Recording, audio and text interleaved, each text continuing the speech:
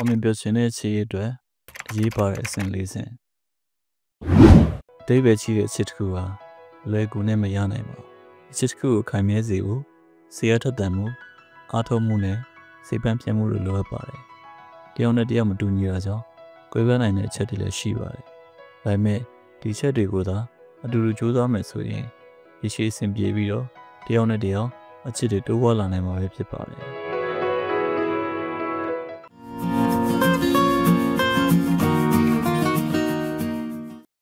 နံပါတ်1ကြီးစားအဆင့်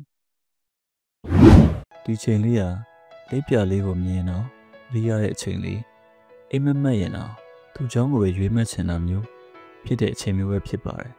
ပထမဆုံးချိန်တွေ့မယ်ပထမဆုံးထိတွေ့မယ်သူတို့ရှိဖို့အမြဲတမ်းတောင်းဆိုနေမယ့်အချိန်လည်းဖြစ်ပါတယ်ဒီချိန်မှာစိတ်လှုပ်ရှားမှုတွေပျော်ရွှင်မှုတွေနဲ့အချစ်ဇလံလေးကတာနေပါလိမ့်မယ်ဘက်လူချောင်းတွေးရင်ပြုံးပြီးတော့သူဘာတွေလုပ်နေမလဲလို့တွေးပြီးညာနဲ့အိယာဝင်တတ်ကြပါတယ်ဒီချိန်မှာယောက်ျားလေးဘက်ကအရန်ကိုလူကြီးလူကောင်းဆန်ပြီးတော့ကောင်မလေးကိုမျက်နှာတစ်ချက်မပြတ်အောင်ထားဖို့ကြိုးစားကြပါတယ်မိန်းကလေးဘက်ကလည်းအရန်ကိုနူးညံ့ပြီးတော့တခုခုထိခိုက်မိရင်တော့ကောင်လေးကိုငိုပြီးချွဲပြီးပြောရကြပါတယ်တကယ်တော့ဒီချိန်ဟာ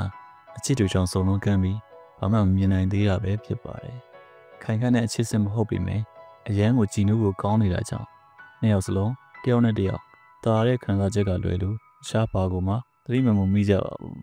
နံပါတ်2နိုးထခြင်းအဆင့်ရည်စားဖြစ်ပြီးချင်းကြည်နူးရတဲ့အချိန်လေးကအရန်ကိုတူတောင်းလွန်းလာပါတယ်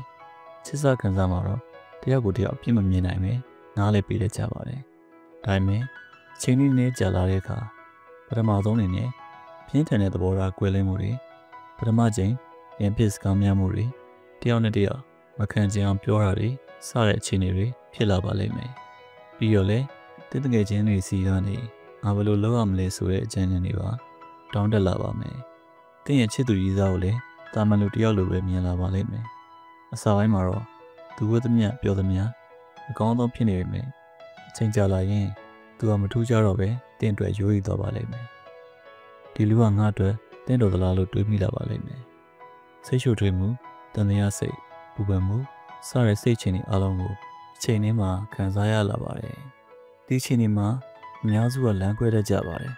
တကယ်လိုက်ပတ်တယ်လို့တွေးထားရင်တော့ဒီအချိန်လေးကိုကြော်လာဖို့လုံလောက်တဲ့ရင်ကျမှုရှိသင့်ပါတယ်နံပါတ်3ယုံကြည်မှုအဆင့်တယောက်နဲ့တယောက်တွင်တိုမှုတွေအဆင်ပြေမှုတွေကိုအတူတူကြော်လာပြီးတဲ့အခါမှာတော့သူကဒီလိုလူပါလားဆိုပြီးတော့တယောက်နဲ့တယောက်နားလည်မှုတွေရလာပါလိမ့်မယ်တယောက်နဲ့တယောက်အချစ်တွေကလည်းပိုလေးနဲ့လာပါတယ်ဒီလိုချိန်မှာတင်ကြီးစားရဲ့ကျန်းတဲ့တက်မှုတွေနဲ့သူ့သဘောမကျတဲ့အရာတွေသူ့ရဲ့အရေးသွေးတွေနဲ့ချိုးရင်းချက်တွေသူ့ရဲ့အမြင်တွေနဲ့ဆုံးဖြတ်မှုတွေတင်းပေါ်ထားတဲ့သူ့ရဲ့ခံစားချက်တွေကိုလည်းတင်သဘောပေါက်လာပါပြီတင်းကလည်းသူ့လက်တွဲပေါ်အဖြစ်တွဲဖို့ယုံကြည်နေတယ်တင်းအတွက်အရန်ကိုအရေးပါတဲ့လူဆိုတာတင်းကိုယ်တိုင်သတ်မှတ်ထားတယ်တင်းကိုညီလိုတဲ့အခါတိုင်းမှာလည်းသူကတင်းအတွက်အမြဲတမ်းအဆင်သင့်ရှိကြောင်းကိုတင်းကိုယ်တိုင်သိလာပါတယ်အတူရှိနေရခြင်းရဲ့စိတ်လှုပ်ရှားမှုကကြီးစားအဆင့်မှလိုမျိုးစိတ်လှုပ်ရှားစရာမကောင်းတော့ဘူးမယ်လေလေးနဲ့တဲ့ခံစားချက်တွေအပြန်အလှန်ယုံကြည်မှုတွေတန်ဖိုးထားမှုတွေနဲ့တယောက်နဲ့တယောက်ကြည်နူးစရာကောင်းနေပါလိမ့်မယ်နောက်ဆုံးမှာတင်းနဲ့အတူတူအခြေအနေမျိုးမျိုးကိုကြော်ပြက်ပြီးတော့ရင့်ကျက်သွားပါလိမ့်မယ်အဆိုးကောင်းတွေကိုမျှဝေမယ်အချင်းချင်းရဲ့လိုအပ်ချက်တွေနဲ့လိုအင်ဆန္ဒတွေကိုလေးလက်နဲ့ဖြည့်ဆည်းပေးဖို့ပြောင်းလဲလာမယ်တင်းကသူ့ပေါ်ရန်ကောင်းပြီးသလိုသူကလည်းတင့်ပေါ်နားလည်ပေးတဲ့ချစ်သူတွေဖြစ်လာမယ်နံပါတ်4ပြန်လည်ချစ်ခင်ခြင်းအဆင့်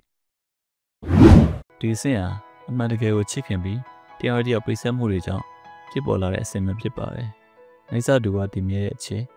နည်းနည်းပြီးကြည်နူးဝယ်ကောင်းတဲ့ခံစားမှုတွေလူများစွာမတွေ့ကြုံရတော့အောင်ထူးခြားတဲ့ကံကောင်းခြင်းတွေကိုတင်တွေ့ရှိလိုက်တဲ့အချိန်မျိုးဖြစ်ပါတယ်။ဒီအဆင့်ဟာ